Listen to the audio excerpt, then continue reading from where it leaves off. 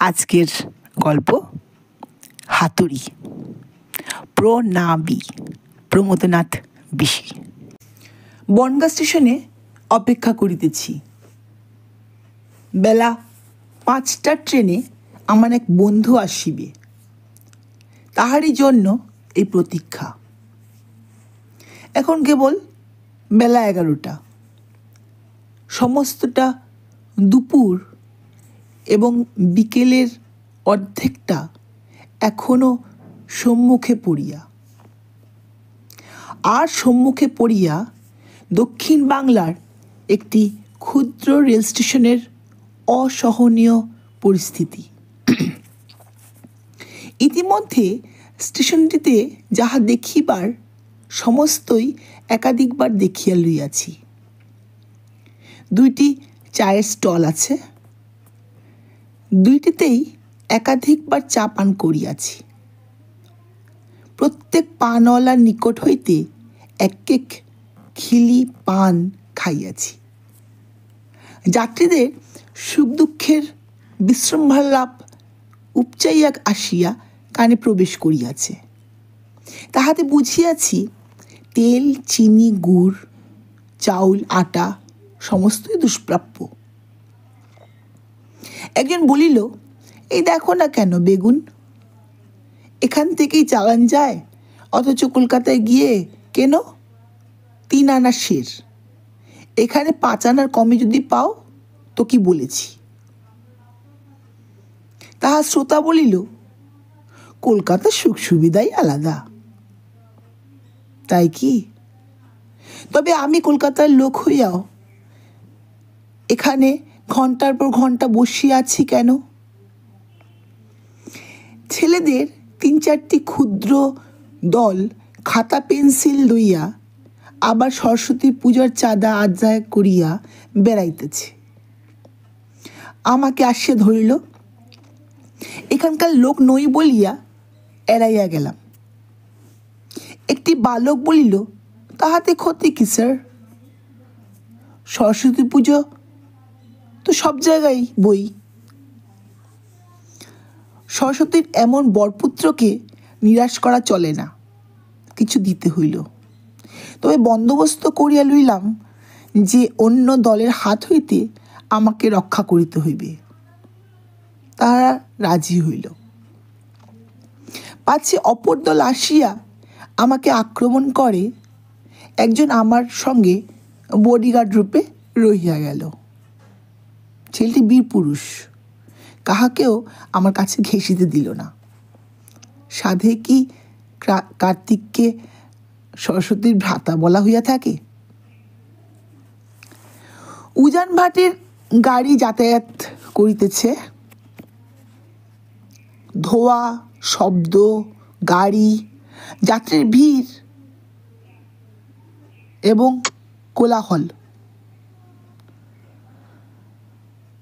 কুলি, ticket checker, নীল নিশান, আবার ধোয়া ও শব্দ, গাড়ি চলিয়া যাওয়ার শূন্যতা। এই ছবির পর্যায় কিছুক্ষণ পরে পরেই। চারিদিকের মাঠে শীতের মধ্যাহ্নের প্রাকৃতিক সৌন্দর্য অবশ্যই আছে, কিন্তু কয়েক পেয়ালা গৌরী চা মাত্র পান করিয়া এবং সারা দিনের অনাহার ও বিশ্রামাভাব সম্মুখে করিয়া প্রকৃতির শোভা দেখিবার মতো মানসিক অবস্থা কাহার থাকে? অন্তত আমার তো নাই। তার চেয়ে স্টেশনের দেওয়ালে সংলগ্ন মুদ্রিত ও হস্তলিখিত কাগজের বিজ্ঞাপন খণ্ডগুলি পড়িতেছি। আর অবাধ্য চক্ষু 2টা ঘুরিয়া ফিরিয়া স্টেশনের কক্ষ নির্বাসিনী মৃদুভাষিনী সেই তাহার দিকে গিয়া পড়িতেছে। প্রত্যেকবার ভাবিয়াছি, আর তাকাইব না, লাভ কি? কেবল মনকষ্ট ছাড়া আর তো কিছু নয়। কিন্তু অবোধ মন বোঝে না, অবাধ্য চক্ষু শোনে না।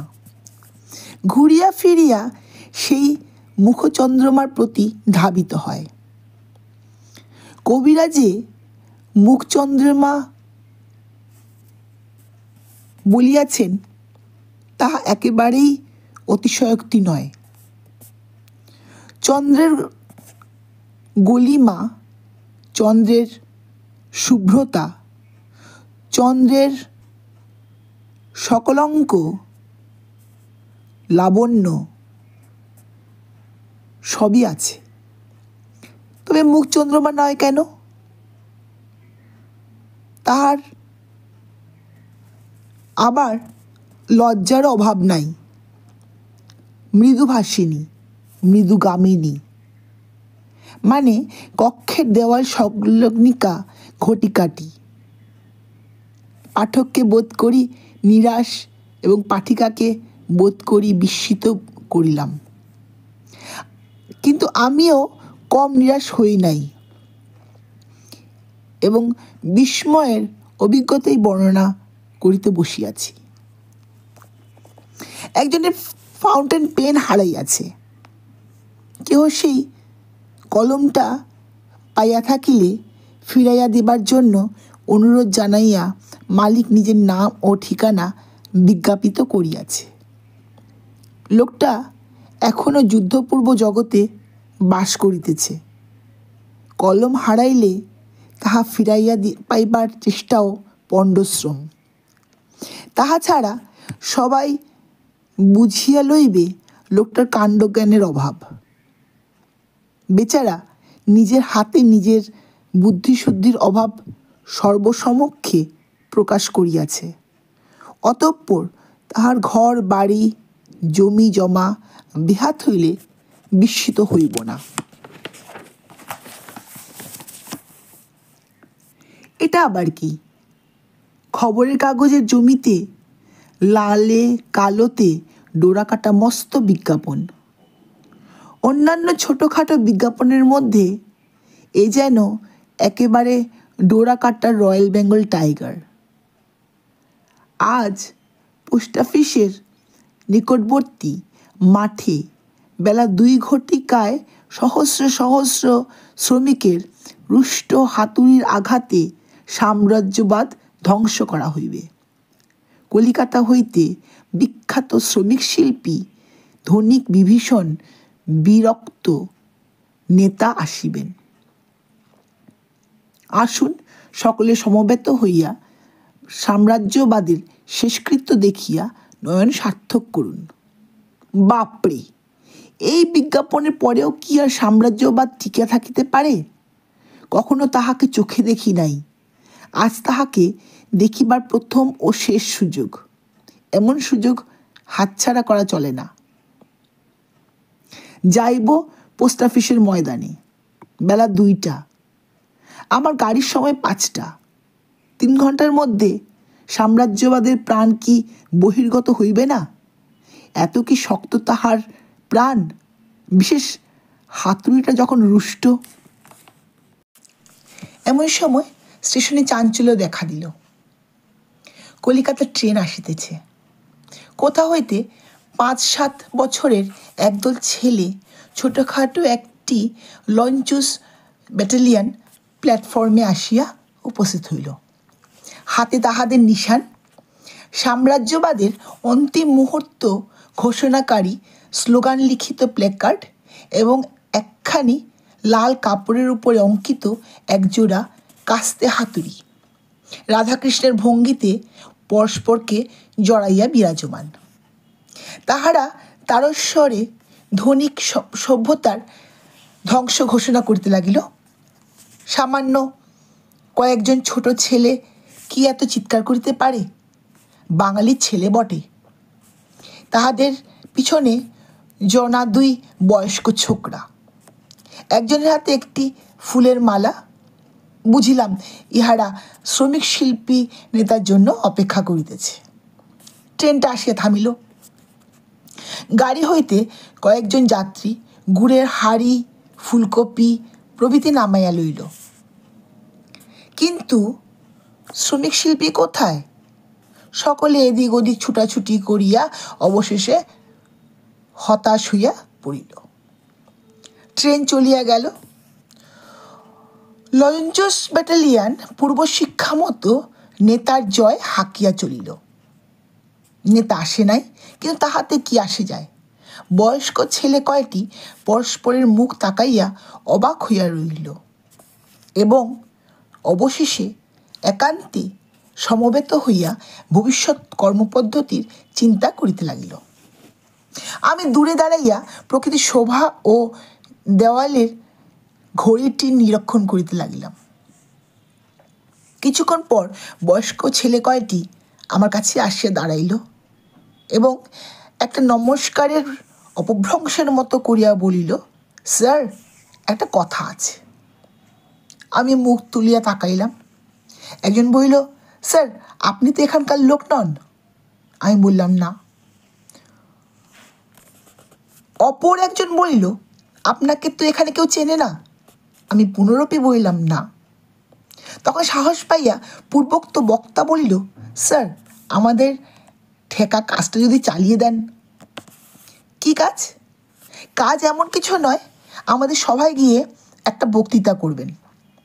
আমি বলিলাম, কিন্তু সাম্রাজ্যবাদ কিভাবে ধ্বংস করতে হয় তা তো আমার জানা নেই।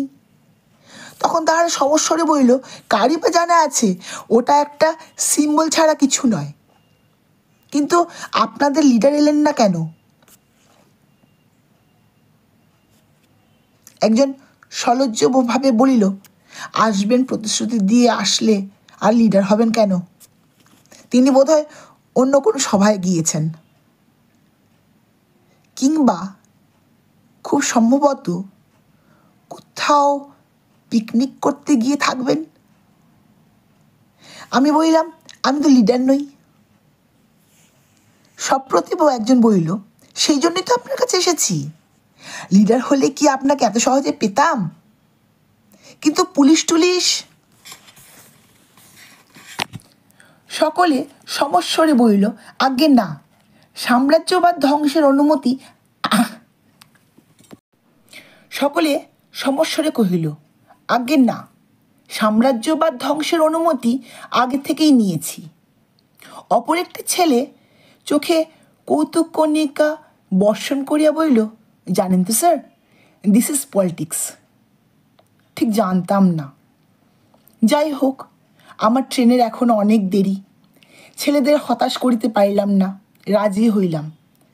বিশেষ আপোষে কিভাবে সাম্রাজ্যবাদ ধ্বংস হয় তাহা দেখিবার কৌতূহল মনে ছিল। আমি রাজি হইবা মাত্র সেই গাঁদা ফুলের মালাটি একজন আমার গলায় পরাইয়া দিল। লরেঞ্চোস ব্যাটালিয়ান স্লোগান হাঁকিয়া উঠিল। এভাবে অপ্রত্যাশিতভাবে নেতৃত্বের পথে প্রথম পদবিক্ষেপ করিলাম। লরেঞ্চোস ব্যাটালিয়ান স্লোগান হাঁকিতে হাঁকিতে চলিল। একটি ছেলে গলা চিরিয়া খানিকটা শ্লেষার মতো পড়িল। আমি বললাম, তোমার কাশি হয়েছে, তুমি থামো। অপর একটি ছেলে বলিল, ওটা কাশি নয় স্যার। অপর একটি ছেলে বলিল, ওটা কাশি নয় স্যার, ও এখনই দুধ খেয়ে এসেছে, তাই উঠল। দুধই বটে, তবে তাহার বয়স বিবেচনা করলে মাতৃদুগ্ধ হওয়াও বিচিত্র নয়।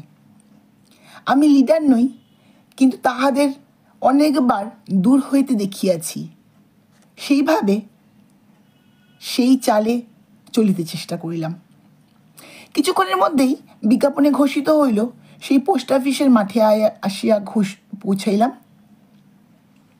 এই সেই জনস্থান, এই সেই নতুন পানিপথের মাঠ, যেখানে সাম্রাজ্যবাদ ধসিয়া পড়িবে। কিন্তু সাম্রাজ্যবাদ ধ্বংসের উপকরণের অজ্ঞতা দেখিয়া মনটা বড়ই দমিয়া গেল। খানকতক টুল ও চেয়ার, গোটা 2 নিশান আর 25-30 জন মিশ্র বয়সের ও অমিশ্র শ্রেণীর লোক। কিন্তু তাহাতে কি আসে যায়? হৃদয়ে আশা অপরিমিত থাকিলে উপকরণের অল্পতা চোখেই লাগে না। গ্যালিলিও মাত্র 2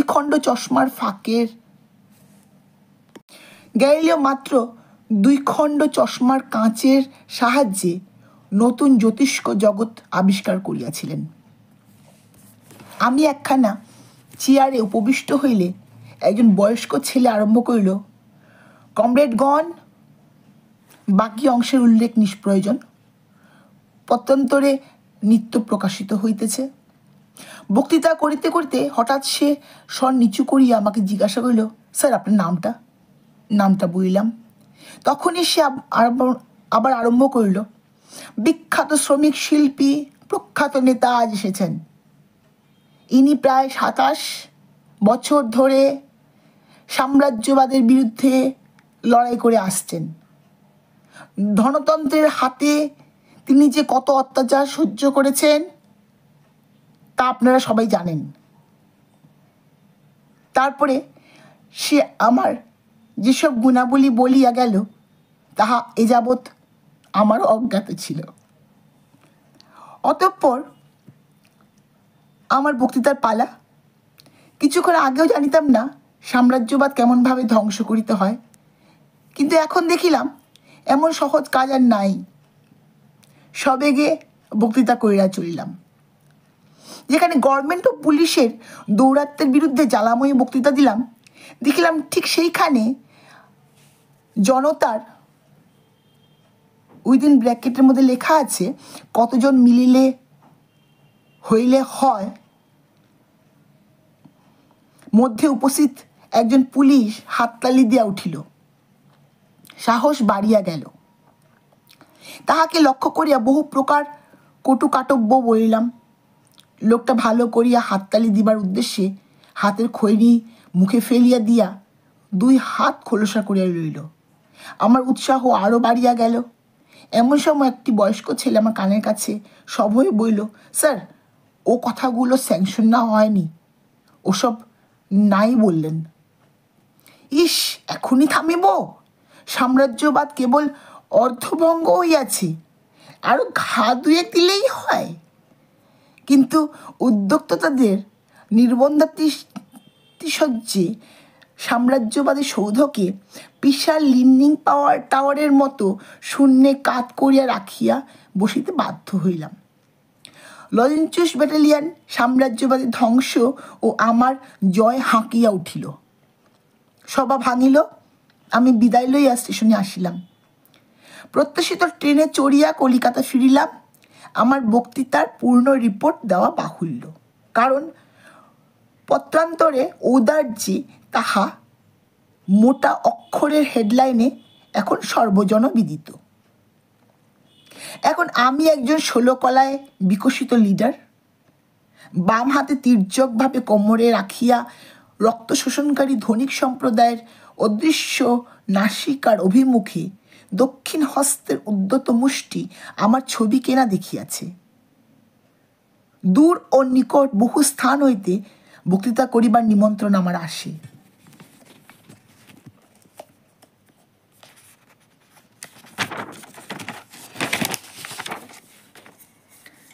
কোথাও অস্বীকার করিলে পরিচিতরা অনুযোগ করিয়া বলে, কোন বনগাঁর সবাই যেতে পারো আর এখানে আসতে পারো না? এখানে যে শ্রমিকের রক্তে হোলি খেলা চলছে, যাইতেই হয়, কারণ হোলি খেলার অলঙ্কারটা আমার কারখানাতেই প্রস্তুত। একদিন গভীর রাত্রে নিদ্রা ভাঙিয়া গিয়া ভাবি, এই স্বরচিত ফাঁদ হইতে কি উপায়ে মুক্তি পাইব।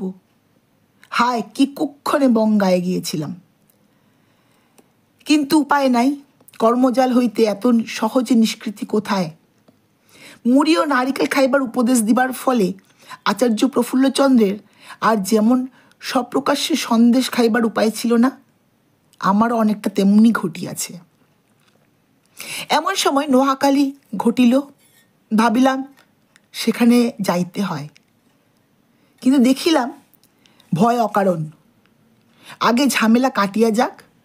ব্যাপারটা যে সংখ্যা লঘিষ্ঠের ষড়যন্ত্র ছাড়া কিছুই নয়।